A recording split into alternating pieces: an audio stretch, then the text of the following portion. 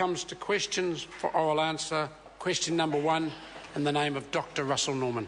Thank you, Mr. Speaker. My question is to the Minister of Finance and asks, how will the expected increases in the official cash rate over the coming year affect New Zealand families and businesses? Honourable Bill English. Mr. Speaker, that will depend somewhat on the circumstances of those families and businesses. For instance, with those who have some of the over $100 billion on deposit in New Zealand banks, it will mean slightly higher incomes. For others with mortgages, it would mean slightly higher costs.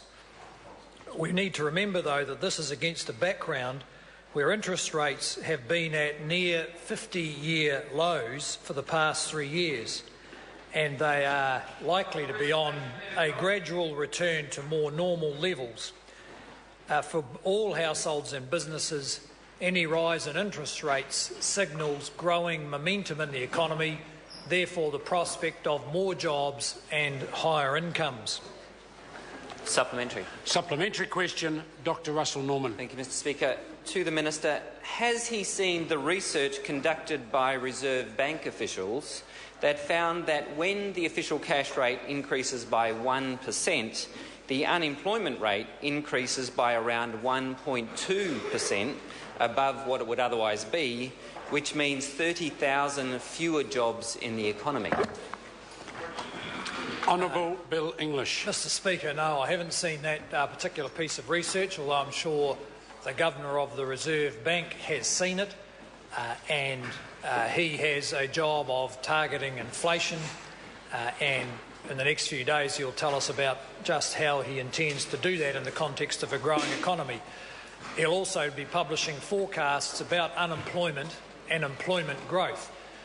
If they're consistent with other market forecasts and Treasury forecasts, they will show that even if interest rates rise somewhat, there will continue to be strong growth in employment, as indicated by information from SEEK today, showing record job ads and also continued reductions in unemployment.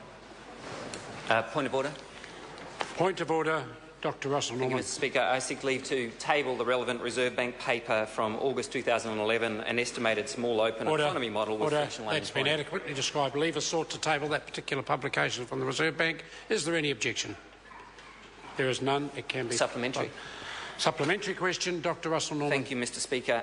Does he understand that if interest rates rise this year, then families will pay more for mortgages, businesses will pay more to borrow, and the exchange rate will rise above its already record level, hurting our exporters, all of which adds up to fewer jobs for New Zealanders?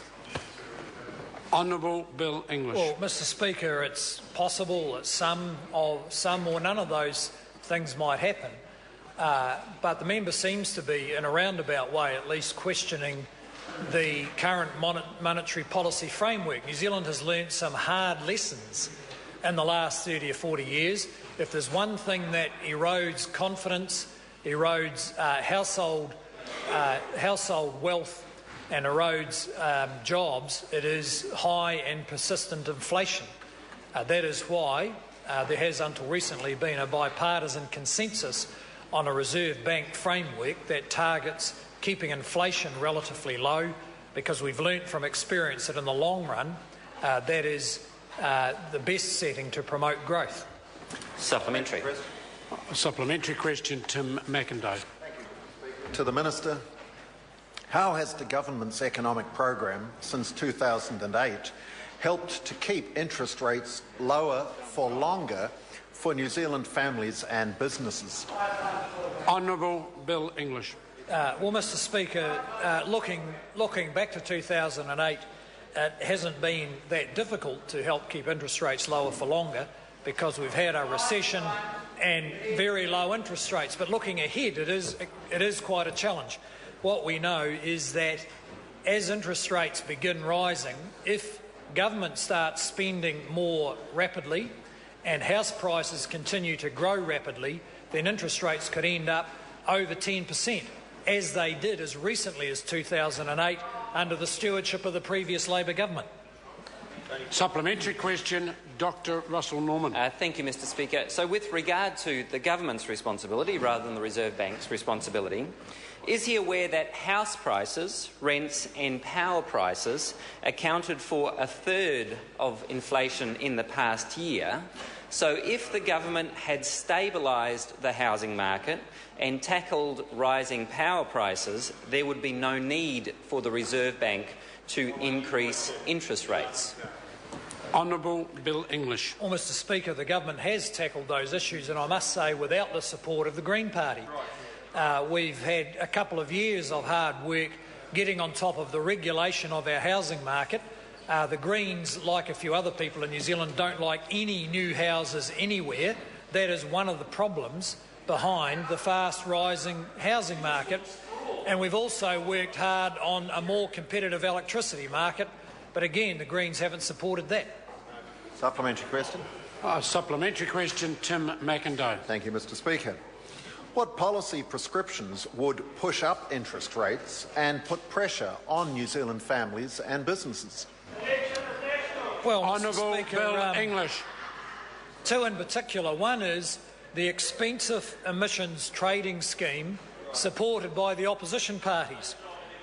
The emissions trading scheme that they have stopped talking about would add $500 a year to household electricity bills, and that's before we get to the NZ Power proposal, which would almost certainly push up power prices.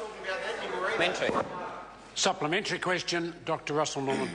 Thank you, Mr Speaker. Well, with regard to the government's success in controlling house and electricity prices, given that there has been a 44% increase in Auckland house prices during this government and a 20% increase in power prices over the course of this government, does he consider that his policies have been successful in controlling inflationary pressures coming out of the housing market and the so-called electricity market?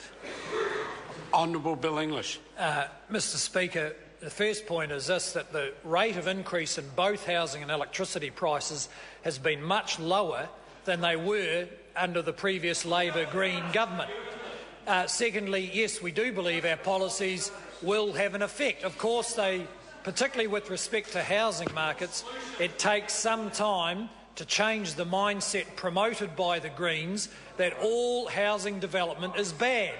The price of that approach is that New Zealanders pay far too much for their houses, and against the opposition of the Greens, we're trying to change it.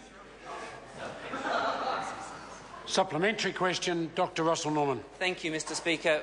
With regard to government policy, which is what question time's about, isn't the government's policy of skyrocketing housing prices that have gone up by 44% over the last 5 years, and with regard to the government's policies of skyrocketing power prices that have gone up 20%, isn't it the government's failure to control inflation coming out of housing and electricity that is driving the Reserve Bank to push up interest rates, which all New Zealanders will have to bear the brunt of?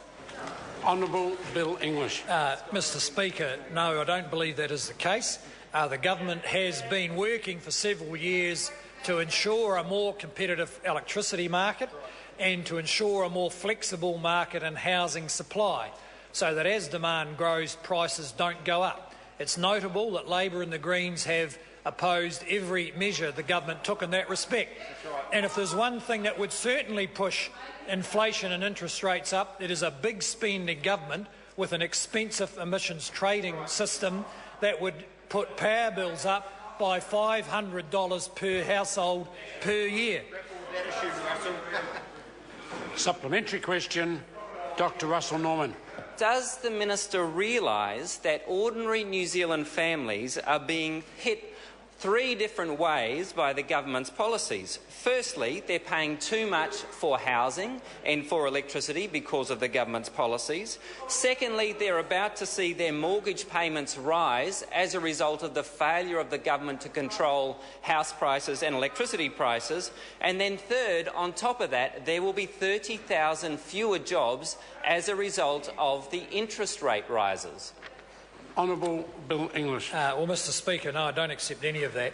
The government has had to work very hard to undo the damage the previous government did to electricity prices, which went up 72% in 9 years, and undo the damage that the Greens and their fellow travellers have done to housing markets, where they have forced regulation that ensures house prices go up. And now, I admit we could have perhaps unilaterally taken over local council planning functions, but we haven't quite done that. Instead, we've worked with them to fix the damage done by the Greens and others who are opposed to all new housing development. And that is why we have one of the most expensive housing markets in the developed world. Supplementary question, Dr Russel Norman. Thank you, Mr Speaker. Aside from spreading misinformation about the Greens, does the government have any actual policy, given that over the last 5 years... Order. The member has a right to ask his question. I can't hear it. It would be helpful if the member would just address the question without the initial comments. Well, point of order, Mr Speaker. Point of order, Dr Russel Norman. Mr Speaker, every question during this question time you have allowed the Minister to attack Green Party policy when the questions were nothing about that, and then the one time I introduced it into my question, you asked me that I'm not allowed to say it. Why did you say that to the Minister? Order. If the member carries on like that, we'll move immediately to question number 2. I did not rule the member's question out of order. I simply pointed out that he had a right to have his question heard. I couldn't hear it. I believe the member was himself struggling to get his question out. I pointed out to the member that the way he started his question led to the disorder. I invite the member now to ask his question, otherwise we will proceed to question number 2. Thank you, Mr Speaker. Aside from spreading misinformation about the Greens policy, does the government have any actual policy to control inflation coming out of the housing market and the electricity market, given that over 5 years house prices in Auckland have gone up by 44% and electricity prices have gone up by 20% as a result of the policies of this government? Honourable Bill English. Well, Mr Speaker, I think the last point the member made is the one where he's most obviously wrong. The government has worked very hard to undo the damage done by the previous Labor government to the electricity market, and we have slowed the rate of increase considerably, and the opposition policy of a single buyer and an emissions trading system would certainly force prices up fast. With respect to the housing market, I welcome the Greens' newfound support for the idea of building more new houses, because up to now, like the Labor Party, they've opposed all policy measures designed to enable New Zealanders to get better priced houses. Point of order. Speaker, as the Deputy Prime Minister has done throughout all of his answers today, he has breached standing orders, he is misrepresenting policies of parties that he has no responsibility for. That is very much a debating matter. The answers have been addressing the question. As I warned the member as he rose to ask his question, the way he asked the question, he was likely to get a very robust response. Well, point of order. Point of order, Honourable David Parker. Mr Speaker, I ask whether it's fair to sit Russel Norman down and criticise the form of his question right at the start of a question, retaliating to similar jibes from the National Party 3 or 4 times, and then for you not to stand up and stop the Deputy Prime Minister doing exactly the same and reverse. I've listened very carefully to the answers. I think they have fairly addressed the question. If I thought for 1 minute they didn't, I would have addressed the matter. My job here is to attempt to be as fair as possible to all members in this House, and I will continue to attempt to do that. Point of order. Supplementary order. Supplementary question, Dr Russel Norman. Thank you, Mr Speaker. Well, with regard to the Minister's claim that the NZ Power policy would push up prices, has the Minister seen the report from Infometrics commissioned by Business New Zealand, which says that the Green Party and Labor Party's NZ Power proposals would cut power prices for families by 13% and add $200 million a year to the economy, which means it would create at least 2,000 jobs? Honourable Bill English. Well, Mr Speaker, I just simply disagree with them. There's one place that this policy's been tried. It's the province of Ontario, and it's led to the utterly predictable result of blackouts and higher prices. That is why we won't be adopting that policy. Secondly, the emissions trading system that the Greens have stopped talking about will add $500 per household per year to their power bills. Supplementary question, Dr. Russel Norman. Will the Minister stand up tomorrow and explain to New Zealanders why his policies have pushed up housing prices and power prices, which have put pressure on the Reserve Bank to increase interest rates, and it is ordinary New Zealand families that will have to pay more for their mortgages, more for their power prices because of his failed government policy? Honourable Bill English. No, Mr Speaker. If I have the opportunity, I'd explain to them how government policy has enabled interest rates to stay lower for longer, in fact at 50-year lows for longer, and I'd also explain to them the risks of a big spending Labor Green government, which would certainly push up interest rates much further than they needed to, like they did last time when first mortgage rates reached 10% plus in 2008. Question number 2, John Hayes. Thank you, Speaker. My question is to the Minister of Finance. How will the government's economic and fiscal policies ensure its